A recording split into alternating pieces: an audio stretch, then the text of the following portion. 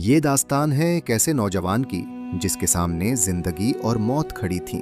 बादशाह के दरबार में एक मामूली सा झूठ उसकी जान बचा सकता था, मगर उसने सच को अपने दिल से लगा लिया और एक अजीम दास्तान कायम कर दी। रिवायत में आता है कि पहाड़ों के साए में एक खामोश सा गांव आबाद था। इसी गांव के किनारे एक पुराना सा घर था जिसकी दीवारों में गुर्बत की थकन बोलती थी। वहां एक नौजवान रहता था। न उसके पास दौलत थी, न खानदानी जाहो जलाल, न किसी बड़े आदमी की पुश्तपनाही, मगर उसके अंदर एक ऐसी दौलत थी जो हर किसी को नसीब नहीं होती। साफ नीयत, सच्चा दिल और ऐसी जबान जो खौफ के वक्त भी झूठ का सहारा लेना नहीं जानती थी।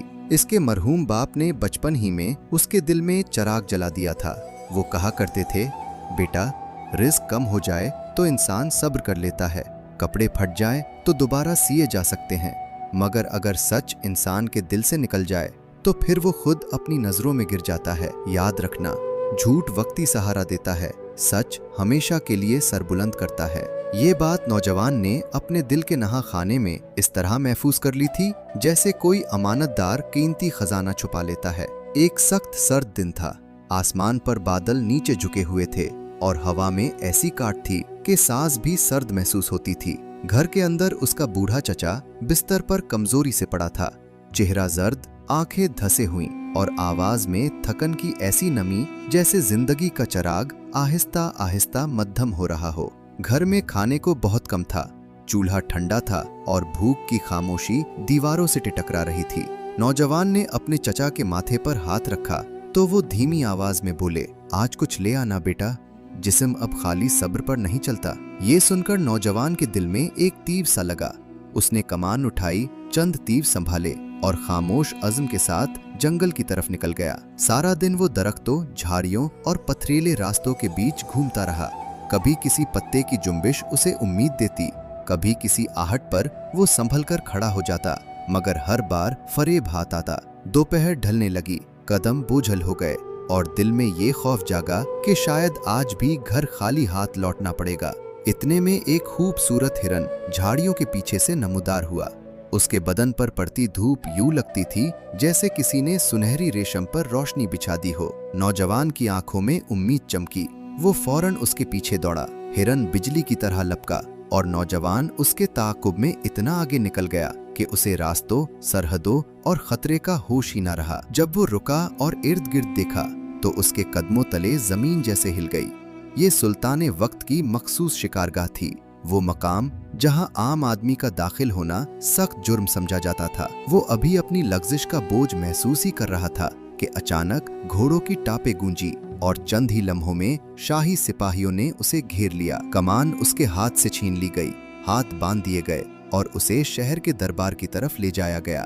दरबार जलाल से सजा हुआ था, बुलंद सुतून, जलती मशलें, खामोश दरबारी और सबसे ऊपर तख्त पर बैठा हुक्मरान जिसकी निगाह में हुक्म भी था और हैबत भी। नौजवान को सामने लाया गया। सुल्तान ने गहरी आवाज में पूछा, तुझे मालूम न था कि ये शाही हुदूद हैं? सच बता, तो वहां क्यों गया था?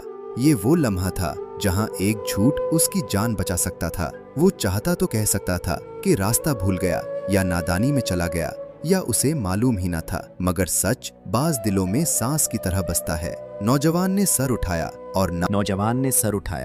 और निहायत सुकून से कहा, मुझे मालूम था कि ये ममनुआ इलाका है। मैं जानता था कि अंदर आना जुर्म है, मगर मेरा घर भूख में डूबा है और मेरा बीमार बुजुर्ग कई दिनों से कमजोरी में पड़ा है। मैं शिकार की तलाश में आया था। कसूर मेरा है और मैं उसे छुपाऊंगा नहीं। आप जो फैसला करें मुझे कबूल है। दरबार पर खामोशी उतर आई। लोग एक दूसरे की तरफ देखने लगे। वहां बहुत से लोग आते थे जो जान बचाने के लिए किस्से घड़ते, आंसू बहाते, झूठ को सच का लिबास पहनाते, मगर ये नौजवान अपने जुर्म को खुद अपने लफ्जों से कबूल कर रहा था। सुल्तान हैरान तो हुआ, मगर कानून अपनी जगह खड़ा था। उसने हुक्म दिया कि नौजवान को कैद कर दिया जाए और चंद दिन बाद सजा दी जाए। दरबार में एक शख्स ऐसा भी था जिसके दिल में हसद ने डेरा डाल रखा था। उसे ये बात नागवार गुजरी कि एक आम इंसान की सच्चाई दरबार में असर छोड़ रही है। अगले दिन वो कैद खाने में गया और नौजवान से बोला, अभी भी वक्त है। अगर तू कह दे कि तेरा वो एतराफ सिर्फ चाल था या ये कि तू किसी बेरूनी दुश्मन से मिला हुआ था, तो शायद तेरी जान बच जाए। दुनिया में जिंदा रहना ज्यादा जरूरी है, सच झूठ तो हालात के साथ बदल जाते हैं। नौजवान ने उसकी आंखों में देखकर जवाब दिया, जो जिंदगी अपने ही वकार की लाश पर खड़ी हो वो जिंदगी नहीं, रुसवाई है। अगर जान बचाने के लिए मुझे झूठ और गद्दारी का दाग लेना पड़े तो फिर मर जाना आसान है। वो शख्स नाकाम वापस चला गया, मगर दिल में और ज्यादा जलन लिए। फिर वो दिन आ गया जब शहर भर में यही खबर थी कि एक आम आदमी सिर्फ इसलिए मौत के सामने खड़ा है कि उसने सच बोलने से इनकार नहीं किया। लोग जौक दर जोक मैदान में जमा हुए। नौजवान को जब लाया गया तो उसके हाथ बंधे हुए थे, मगर उसके चेहरे पर खौफ की शिकस्त न थी। सुल्तान ने आखिरी बार कहा, अगर अब भी तू अपनी बात बदल दे तो शायद माफी की राह निकल आए। नौजवान ने जवाब दिया, मैं अपनी जान के लिए अपने दिल की गवाही नहीं बदल सकता। अगर सच बोलने की कीमत मौत है तो मैं ये कीमत अदा करूंगा। फिर उसने आहिस्ता से कहा, बस एक गुजारिश है, मेरे घर में एक बूढ़ा बीमार चचा है, मुझे एक दिन की मोहलत दे दी जाए ताकि मैं इससे आखिरी बार मिलाऊं, उसके लिए कुछ बंदोबस्त कराऊं और फिर खुद वापस हाजिर हो जाऊं। मजमा में खिसर फिसर होने लगी। सुल्तान ने तेज निगाह से उसे देखा और पूछा, और अगर तू वापस ना आया तो तेरे बदले कौन खड़ा होगा? चंद लम्हों के लिए हर तरफ ऐसी खामोशी छा गई जैसे हवा भी सुन रही हो। इतने में मजमा से एक बावकार सिपा सालार आगे बढ़ा। वो दरबार का पुराना वफादार आदमी था। उसने कहा, अगर ये नौजवान वापस ना आए तो उसकी जगह मैं सजा भुगतूंगा। लोग दंग रह गए। एक अजनबी के लिए कोई अपनी जान यूं पेश नहीं करता, मगर सच्चाई बाज दिलों को एक दूसरे से जोड़ देती है। सुल्तान ने एक दिन की मोहलत दे दी। नौजवान अपने घर पहुंचा। चचा को सब हाल सुनाया। बूढ़े की आंखों से आंसू बह निकले। उन्होंने कांपते हाथों से उसके सर पर हाथ रखा और कहा, बेटा, जान सबको अजीज होती है, मगर इज्जत हर किसी के पास नहीं रहती।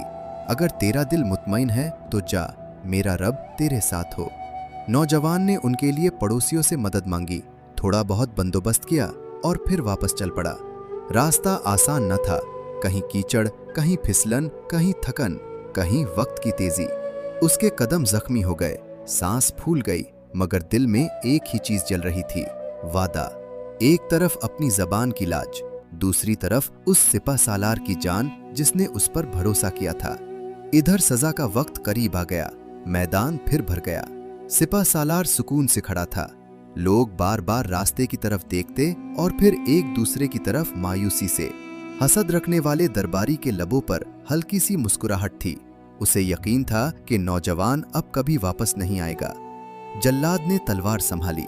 फजा भारी हो गई, दिल धड़कने लगे। और फिर ऐन उस लम्हे जब उम्मीद टूटने ही वाली थी, दूर से एक आवाज आई, ठहरो।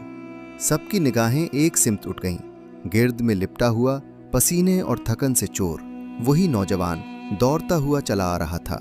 उसके कपड़े मिट्टी से अटे थे, सांस फूली हुई थी, मगर आंखों में वही सच्चाई जिंदा थी।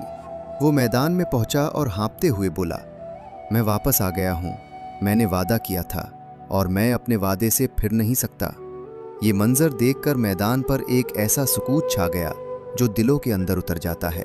सिपह सालार की आंखें नम हो गईं। सुल्तान आहिस्ता आहिस्ता अपनी जगह से उठा। अब उसके चेहरे पर गुस्सा नहीं था, बल्कि एहतराम की रोशनी थी। उसने कहा, आज मैंने अपनी आंखों से देखा कि सच सिर्फ लफ्ज नहीं, किरदार है। एक शख्स वादे के लिए लौट आया और दूसरा उसके यकीन में अपनी जान लेकर खड़ा रहा। ऐसी रूहें सल्तनत की इज्जत होती हैं, सजा की नहीं। फिर उसने बुलंद आवाज में ऐलान किया कि नौजवान आज़ाद है। सिर्फ आज़ाद ही नहीं, बल्कि इज्जत और वकार के साथ आज़ाद है। और ये भी कि जिस इंसान के अंदर सच इस कदर जिंदा हो, वो दरबार में मशवरे के मकाम का अहल है, ताकि ताकत के ऐवानों में ज़मीर की आवाज़ बाकी रहे। ये सुनते ही मजमा खुशी से गूंज उठा। लोग हैरत, खुशी और अकीदत से एक दूसरे को देखने लगे। हसद रखने वाला शख्स सर झुका कर रह गया, क्योंकि सच के सामने चालाकी हमेशा छोटी पड़ जाती है। उस दिन के बाद उस नौजवान का नाम सिर्फ एक गरीब शिकारी के तौर पर नहीं लिया गया, बल्कि उस इंसान के तौर पर याद रखा गया जिसने दुख में भी सच न छोड़ा, खौफ में भी वादा न तोड़ा और साबित कर दिया कि इंसान की असल अजमत उसके लिबास, घर या माल में नहीं, बल्कि उस वक्त में जाहिर होती है जब वो आसान झूठ और कठिन सच में से एक को चुनता है। और यही इस किस्से का रोशन सबक है। झूठ कभी कभी जान बचा लेता है, मगर इंसान को अंदर से खाली कर देता है, जबकि सच कभी रास्ता मुश्किल करता है, मगर आखिरकार इंसान को इज्जत, सुकून और सरबुलंदी अता करता है।